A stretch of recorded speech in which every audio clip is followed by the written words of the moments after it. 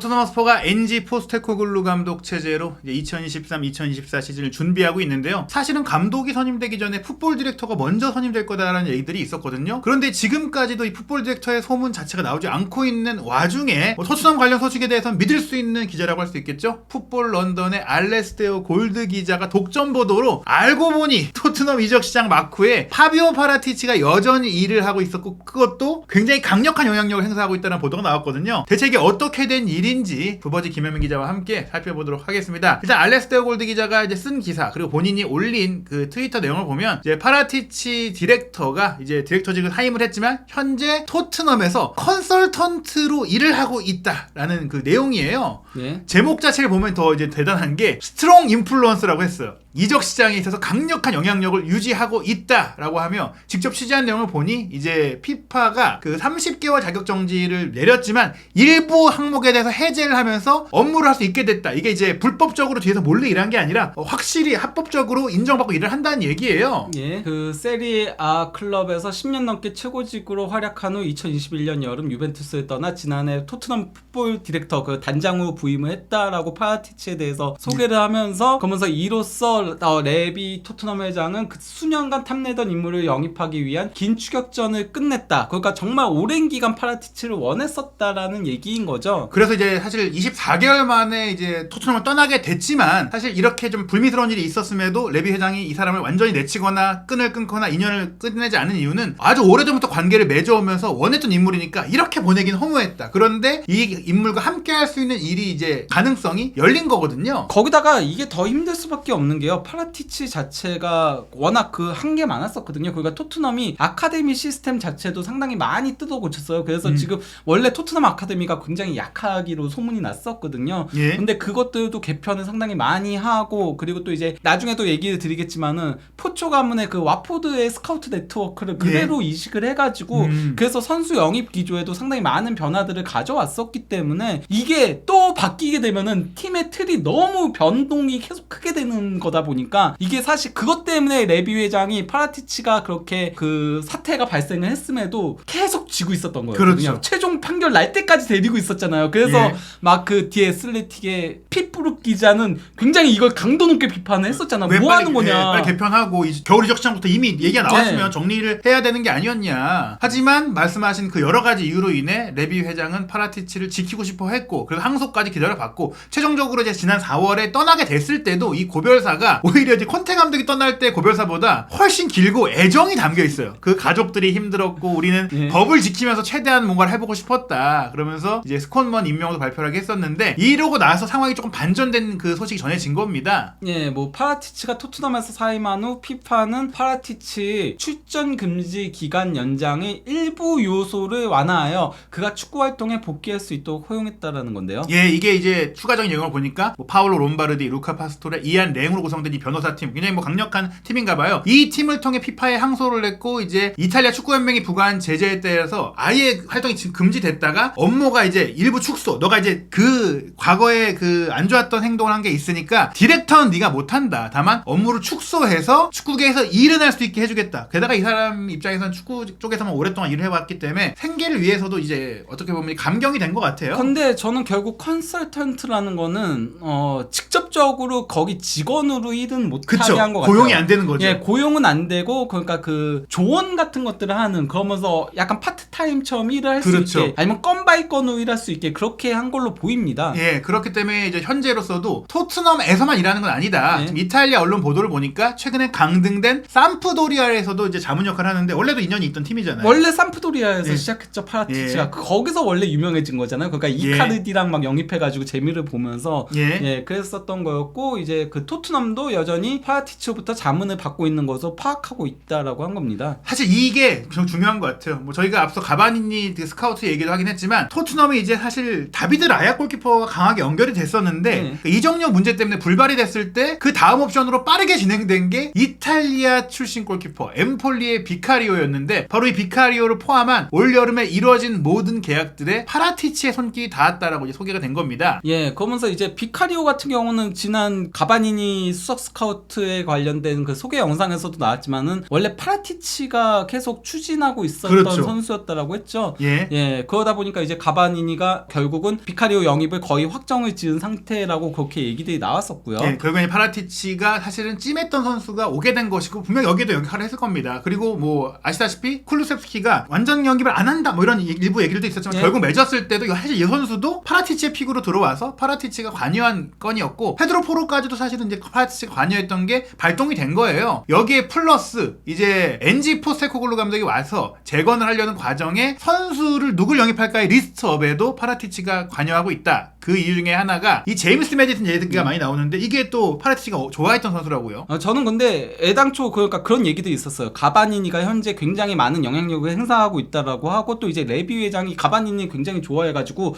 거의 뭐 이적 관련된 미팅들 다 가바니니랑 하고 있다라고 해요. 제가 봤을 때는 그러니까 선수 영입과 관련된 일들이라던가 작업들이라던가 이런 것들은 가바니니가 대부분 할 거예요. 예. 근데 문제는 이 가바니니 자체가 경험이 많지 않잖아요. 그렇죠. 여태까지 계속 스카우트만 했거나 아니면 과거에 그 유스팀 감독하거나 이런 사람이거든요. 아직 단장 일을 하지 않다 보니까 원래 단장이란 게 명성도 굉장히 중요한 거고 네트워크도 굉장히 중요한 예, 거거든요. 구단 간에 얘기를 했고 상대 구단의 고위층과 얘기를 해야 되니까. 예, 근데 가바니니는 그런 부분에 있어서는 하나도 해놓은 적이 없다는 거죠. 그러니까 결국 파라티치가 제가 봤을 때는 구단들 간의 그런 뭐 연결고리라던가 아니면 뭐 대화라던가 이런 것들을 하고 거의 전 리스트업은 가바니니가 하고 있다라고 보고 있습니다. 예, 결국에는 이제 가바니니를 돕는 역할을 바로 파라티치가 하고 있다. 네. 약간 이제 인수인계를 하고 있다라고 볼 수 있는 거고. 어떤 의미에서 상황이라고 보이는 거고 그러니까 예. 그래서 가바니니를 이렇게 중용했을 때 그 얘기들이 굉장히 많이 나왔었거든요. 예. 아 파라티치가 그러면은 영향력을 행사하는 거 아니냐. 왜냐면 가바니니를 데려온 사람이 바로 파라티치인 그렇죠. 거니까 안 그러면은 지금 당장 새 단장을 데려와야 되는데 단장을 데려오지 않고 CFO인 스콧문을 데려온 거잖아요. 그렇죠. 스콧문은 그러니까 축구 이적과 관련된 일을 하는 게 아니거든요. 구단 운영과 관련된 일을 하는 거예요. 그 재정적인 업무를 하는 거거든요. 예, 결국엔 풋볼 디렉터를 서두르지 않았던 이유는 가바니니의 권한을 확대시키면서 가바니니에게 부족한 것을 어떻게 보면 비공식적으로 파라티치에게 맡기는 거 아니냐고 의혹을 했는데 이제는 솔직히 비공식이 아니라 공식 네. 컨설턴트로 일을 하니까 그러면 풋볼 디렉터가 솔직히 지금 현 시점에서는 필요가 없다. 도리어 안 데려오려고 하겠죠. 왜냐면은 어쨌건 간에 단장마다 본인이 선호하는 스카우트라던가 이런 것들이 있잖아요. 합이 맞아야 되니까요. 심지어 예를 들면은 독일 단장이면은 독일 선수들 왜냐면 그쪽 네트워크가 강하니까 그쪽을 원하고 약간 좀 이런 것들이 있거든요. 예. 그러다 보니까 그렇게 될 경우에는 그러면은 가바니니를 경질하거나 아니면 수석 스카우트에서 강등을 시키거나 좀 그런 위험성들이 있는 거죠. 사실 저는 나겔스만 감독이 안 된 부분에서도 나겔스만 감독이 원했던 그 디렉터와도 사실 얘기가 있었잖아요. 네. 근데 그럴 경우 지금 가바니니도 그렇고 말씀하신 지금까지 토트넘이 구축해왔던 이 스카우트 시스템 자체가 개편된 상황이 되니까 그런 부담까지 지면서 또 바이에른 뮌헨의 거액의 보상까지 주면서 또 엄청난 연봉까지 주면서 나겔스만 데려오는 것을 레비 회장은 좀 이제 안 하기로 했다. 그 레비 회장이 뭐 콘테 감독이라던가 이쪽에 조금 실망을 느꼈을지 몰라도 파라티치와 이제 그 가바니니를 위시한 스카우팅 시스템은 최근 들어서 어느 정도 자리를 잡고 있다라고 판단했다는 소리나 마찬가지인 거죠. 예, 그러면서 이제 스타인손 퍼포먼스 디렉터가 이제 최근에 이제 경질이 됐고 그 임무를 할 새로운 사람이 오는 게 아니라 스콧먼이 당분간 그 임무를 맡을 것이라는 통보가 또 됐다고 해요. 그러니까 아마 이 가바니니 라인의 사람들이 조금 더 이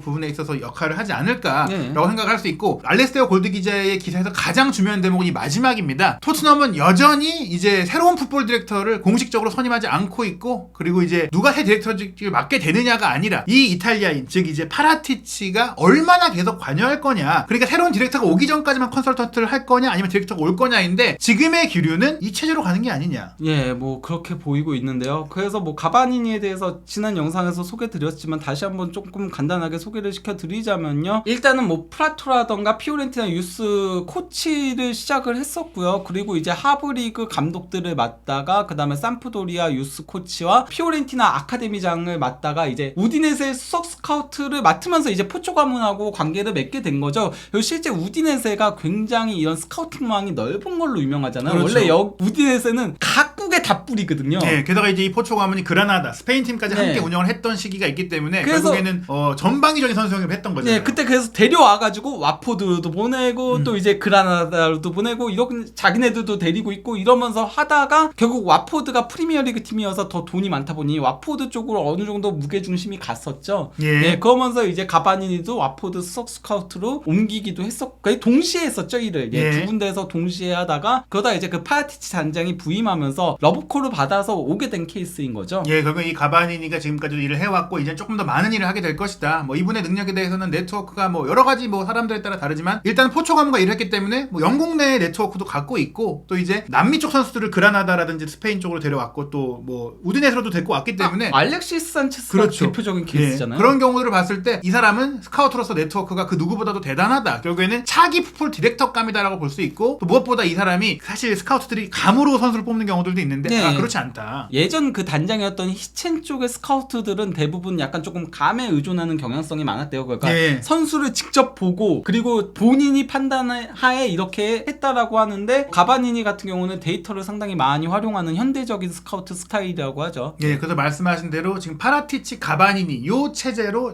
아마 올 여름 이적 시장은 분명히 이뤄질 텐데 일단은 뭐 토트넘에서 공식적으로 프리미어리그 일정이 발표됐을 때 포스터를 공개했는데 뭐 당연히 새로운 포스테코글루 감독이 얼굴이 제일 크고 케인이 없고 손흥민 스킵으로 지금 딱 그 대표 얼굴을 박아놨어요. 사실 네. 케인이 없는 거는 의미심장하긴 하거든요. 현재로서 이적설이 많이 나오는 선수가 비카리오 영입은 거의 이제 발표만 남겨놓은 상태고요. 그래서 이제 비카리오 주전에 이제 포스터가 백업 역할을 맡을 걸로 보이고요. 또 이제 센터백 영입이 굉장히 많이 나오고 있죠. 현재 그 미키 판테펜이라고 볼프스부르크 센터백, 왼발잡이 센터백 얘기가 현재는 네. 가장 많이 나오고 있고요. 또 이제 탑소바 얘기도 나오고 있고 또 이제 아다라비오요 얘기도 나오고 있고 여러 선수들이 연결되고 있는데 판테펜 영입이 저는 가장 가능성이 높아 보이긴 합니다. 예. 왜냐면 이 선수가 왼발잡이 센터백이거든요. 근데 랑글레 영입을 안 했기 때문에 왼발잡이로 이제 그 판테펜을 일단 세우고 또 이제 만약에 가능하다면 탑소바 영입까지도 시도를 하겠죠. 다만 근데 탑소바 영입이 그렇게 말처럼은 쉽지는 않을 걸로 보이긴 하고요. 예, 뭐 그렇게까지 또 영입을 하려면 선수가 나가야 되는데 네, 그렇죠. 산체스, 탕강가의 다이어까지 다 나가주면 어느 정도 자금 여력이 생기기 때문에 그렇죠. 두 명의 센터백이 또 숫자적으로 필요합니다. 네. 그리고 이제 왼쪽 윙백은 아시다시피 이제 우도지가 올 거예요. 그리고 세세뇽이 부상 때문에 계속 고생하고 있긴 하지만 있긴 있고 또 이 세세뇽의 몸 상태 때문에라도 저는 데이비스는 그래도 전천후 백업으로 팀에 남지 않을까. 네. 그 미드필드 라인은 벤탄쿠르가 생각보다 빠르게 회복하고 있다는 얘기들이 있고 네. 뭐 스킵은 저 포스터에 있는 것처럼 아마 2023-2024 시즌에는 조금 더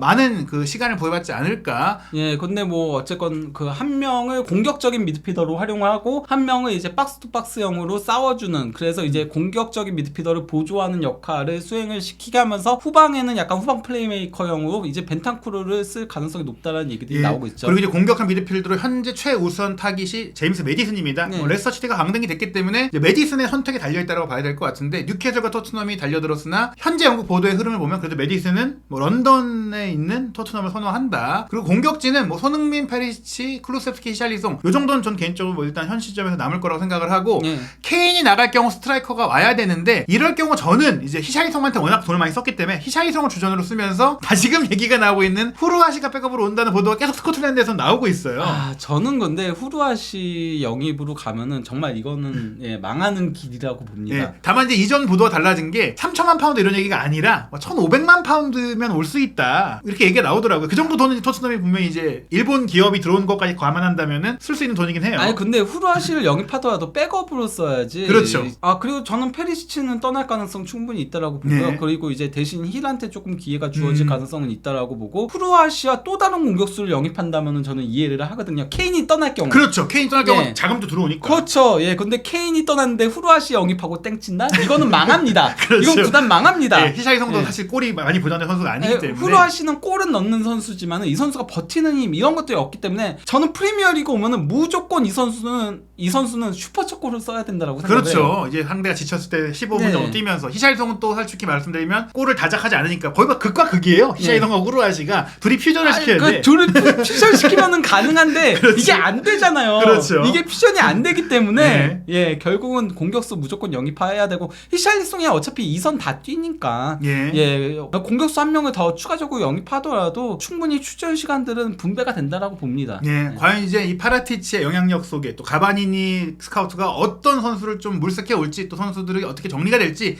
이어지는 토트넘 허스퍼의 이적 시장 그리고 손흥민 선수의 상황까지도 새로운 소식이 나오는 대로 한준 TV에서 확인하시기 바랍니다.